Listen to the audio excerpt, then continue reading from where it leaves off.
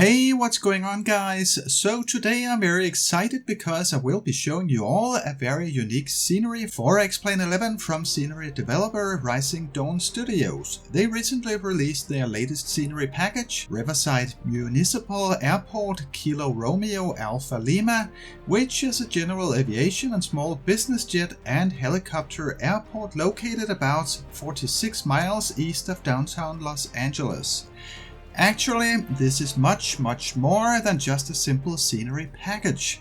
This is a complete experience, if you will, with unique features, activities and missions to fly, customizable stuff, custom liveries and lots of Easter eggs and things to discover. And that is what I will be showing you all throughout this video. My name is Thomas Rasmussen, and if this is your first time on the channel and you like aviation and flight simulation and want to learn more about X-Plane.11 or just like to watch cinematic flight videos and other flight simulation related stuff, then start now by hitting subscribe and clicking the bell so you don't miss anything.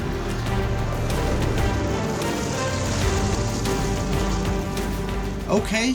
Peter, who is the developer behind Rising Dawn Studios, spent about 2.5 years on this scenery, and it has clearly been a labor of love. Just like his previous Half Moon Bay scenery a couple of years ago.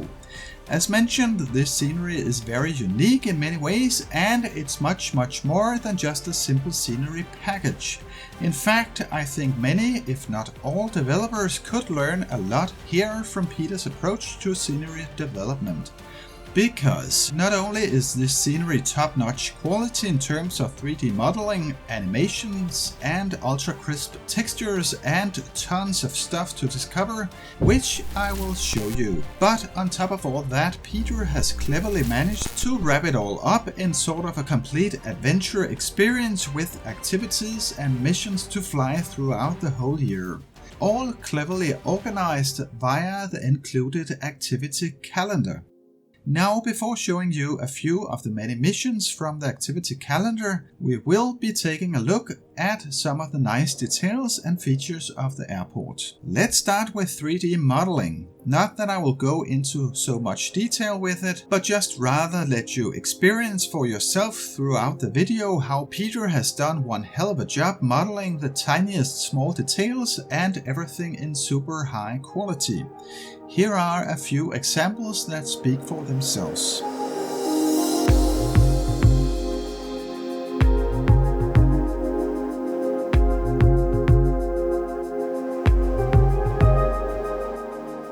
Even the interior of the main terminal has been modeled. We have this excellent 3D tufts of grass, if you will, spread around areas of the airport. Also, all ground textures are of course PBR textures, meaning that they will reflect light in a natural way, particularly noticeable during mornings and evenings where the sun is low on the sky. Also, landmark scenery around Los Angeles has been included in this package. Here are a few. Buildings of downtown LA with lots of helipads on the rooftops for you rotor heads, by the way. The Hollywood sign and the Santa Monica Pier, complete with animated Ferris wheel and roller coaster, and even custom night lighting. The scenery blends in perfectly with ORBX True Earth, Southern California, by the way, if you were wondering. Moving on with custom animations. Now, many of the objects in the airport do have their own animations, such as the trees here, shrubs by the main terminal building, animated birds on the power lines, and on the sign in front of the airport. Also, fans on top of some buildings are animated, as you can see. And even the remove before flight signs on some static aircraft are animated. Just tiny details that all adds to the feeling of a living and breathing airport. In terms of night lighting, also in this department a lot of effort has been put into the tiny details that adds to the complete experience. There is this nice touch with the light here by the fuel tank flickering in the night. These extremely detailed, by the way, taxiway signs not only illuminates during night but also spills light on the ground. Absolutely amazing. Now, speaking about night and day, here is something very clever and something other developers should consider taking into account when developing airport scenery. We all know that throughout the day there is much more activity at an airport than during nights. This has cleverly been implemented by, as you can see, cars are slowly populating the parking lots as night turns into day. People are popping up around the airport by their aircraft or their cars on the parking lots. And when day turns into evening and night, cars and people slowly disappear again. Again, maybe just a tiny detail, but absolutely something that adds to the immersion and brings life to the airport. To make this airport your personal place, you have got your own personal hangar at the airport, which can be customized in a number of different ways, just like in Rising Dawn Studios Half Moon Bay. Let us first take a look around. We have our parked aircraft here, and over here there is, and a nice detail by the way, a watch that shows the actual time in the sim. We're going to talk a little more about this watch later in the video. Over here, and again a very clever detail, we have the activity calendar showing the activities of the actual month we're in the sim. If we change the month of the sim, then the calendar page will change to that particular month. Now, as you can see, we can customize things a bit. We can change the color of the beams, the flag over the aircraft. You can see that I put my own flag here, something that Peter made for me. In the download files there are a few different ones to choose from. Or you can simply make your own, and it is very simple to change them. Just drag and drop these files and then update the textures through the texture manager here, like I'm doing now.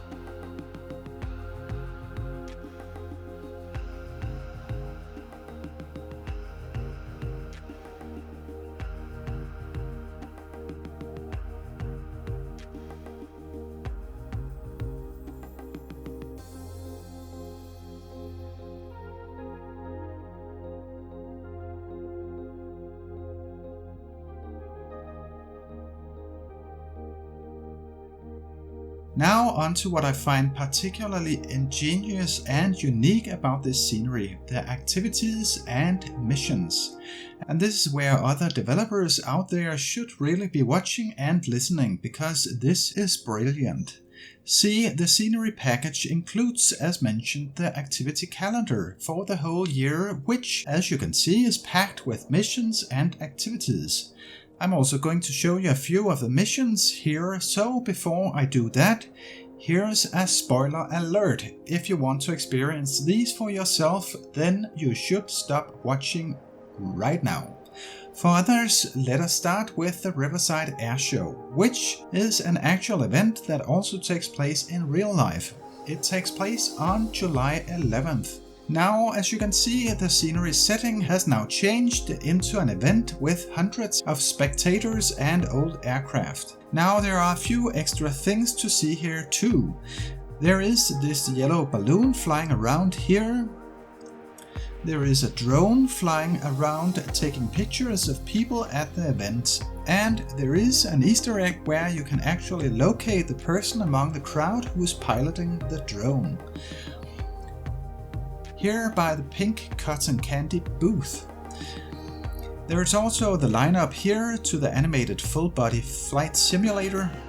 Now there is also another happening taking place. Usually on all other days there is a DC-3/C-47 parked at this hangar, but on this particular date As you can see, it is missing, because it is the idea that you should be piloting this DC-3 and that this lineup of people leads up to where you should pick them up for flights. You can park your DC-3 from the Skylabs if you own that one, or your freeware DC-3 from Aeroworks. Both excellent aircraft, by the way. And taxi to takeoff with passengers. On top of that, Peter produced custom liveries for these particular aircraft for use in this particular setting. That can be downloaded from the link in the video description. Here I have parked my V Skylabs DC-3 at the lineup waiting for my passengers. Now let's get those passengers up and give them their ride of their life.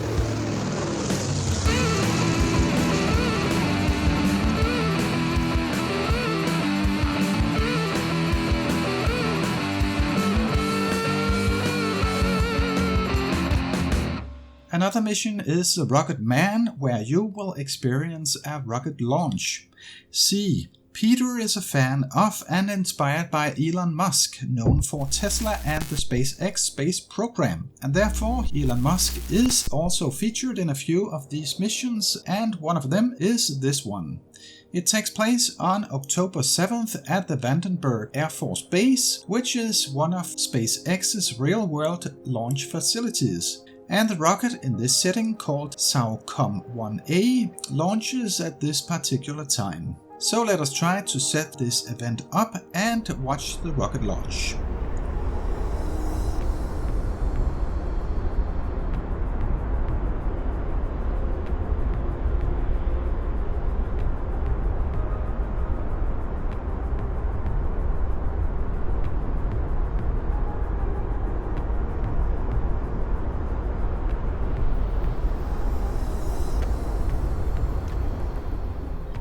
Another mission featuring Elon Musk is A Spaceman Came Traveling, which is taking place on August 22nd.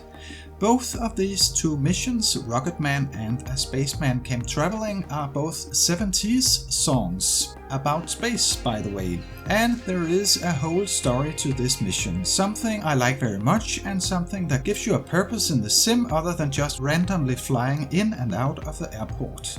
The thing is that Elon Musk, or Aero Must as he's called here, has parked his private jet close to you and shouts at you asking if you're a pilot. Apparently he's had problems with this aircraft and needs his client transported to Hawthorne in a hurry, and he wants you to help him out. So we set up the mission by choosing ramp space 248 and look out for Mr. Must's private jet, that by the way has the registration number of Elon Musk's real-world private jet. And then you're supposed to take off and fly to Hawthorne. The next mission is The Truth is Out There, which was the slogan from the well-known X-Files TV series about mysterious things, UFOs and stuff. Many of you may know it. The date for the mission is November 14th, which is the date of a big UFO sighting from a US Navy warship out of the coast of California. Again, there is a story to this mission. Two strange-looking men, two so-called truth investigators, hired you for a last-minute night assignment to fly to Kilo Bravo Victor uniform. They speak about a strange event that took place earlier that day off the California coast involving some Navy planes. We are going to depart Kilo Romeo Alpha Lima, fly via Hotel Echo Charlie to our destination Aiprort Kilo Bravo Victor uniform. Our cruise flight level is 5,000 feet and we're going to fly this mission after sunset. So let's get out of here. Okay, we're on our way now, getting close to Hotel Echo Victor, and something weird is happening over here. Some weird blobs of light. Whoa, it's UFOs! A swarm of UFOs. Look at that. And that is what I find so brilliant about this package. As you can see, it is not just a simple scenery, but also small adventures set in the area of the scenery. The next mission is a search and rescue mission set on September 25th. Again, there's a story to this mission. Your pilot friend has gone missing. This is his original flight plan.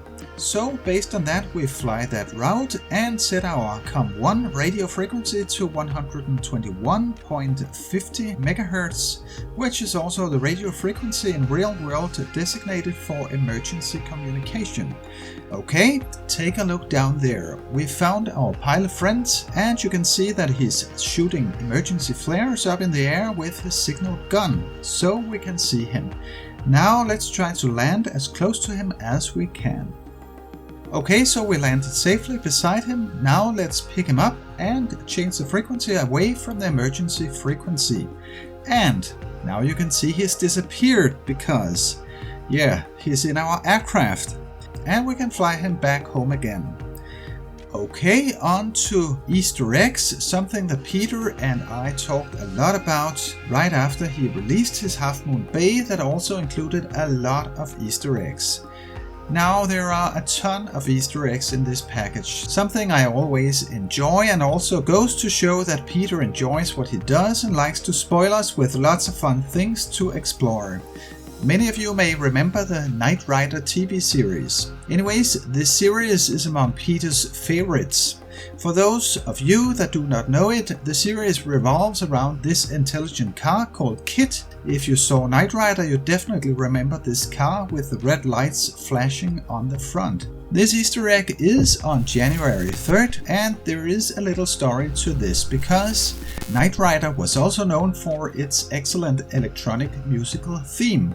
And this theme was made by two composers. One of them was Glenn A. Larson, who's actually born on January 3rd in 1939. And that's the reason that on this particular date you are able to find KITT parked in one of the parking spots of the airport. And here it is.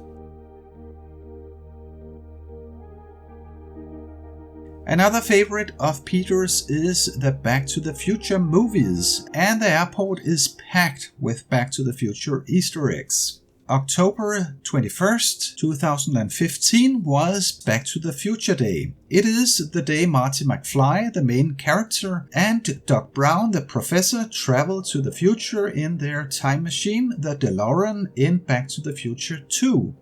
And on this date you can find the DeLorean parked at one of the spots on the parking lots. Another one is a mission from the activity calendar on June 6th called The Cattle Queen of Montana. This is actually a 1950s movie that also featured in the Back to the Future movies when Marty has been teleported back to 1955. Another one from the activity calendar is The Pinheads on December 8th. The Pinheads is the name of Marty's band in the Battle of the Bands competition in the first movie. Besides that, there are a ton of other references to Back to the Future. Take the manual here, for example. The barcode says 1985. This was the year Back to the Future came out. The number 85 goes again in the airport, like here with Phillips 85. That in real life says Phillips 66. Also the number on the hangar here says 85 Union, when in real life it actually says 76 Union. Back to the front page of the manual, there is this number 555-4823. This is a phone number from the Back to the Future movies, actually Marty's girlfriend Jennifer's phone number. This phone number can also be found in many places of the airport, on billboards for example. Speaking about billboards, any address found on billboards comes from the Back to the Future movies or are filming locations of the movies. For example, Roslyn Avenue is the street where a lot of the characters lives in the movies and is also a filming location. 1640 Riverside Drive here is the address where Dr. Emmett Brown lives in 1955. There are also a few street names just outside the airport with reference to Back to the Future. Back to the clock inside your hangar. This is actually modeled from the Back to the Future movie, as you can see here. There is also another clock here that is also found in the movies. We have the dustbins here that says Fusion Industries, which is from the beginning of Back to the Future 2. Next to the main building there is a yellow taxi that says Luxor Cab Company. This is from Back to the Future 2 when Dr. Emmett Brown arrives in a taxi saying Luxor Cab Company with the exact same font. CRM114 here on the red and white box is featured in Back to the Future 1 and was actually an Easter egg in Back to the Future itself, first featured in the 1969 movie A Space Odyssey. See here we have a lot of hangars with their own number. See Hangar 64, Hangar 65. Now as you can see, hangar number 66 is written with a different and little weird font. This is a reference to the ending of Back to the Future 2 where Doc drives the DeLorean which is struck by lightning, and then there are these two weird looking 9 numbers in the sky afterwards. As you can see, Peter flipped the number to say 66 since there is no 99 hangar. Just afterwards there's this colored ribbon falling from the sky. This can be found wrapped around the TV antenna on hangar 66 here. Now there are also a number of Back to the Future related red name tags on every building just near runway 34.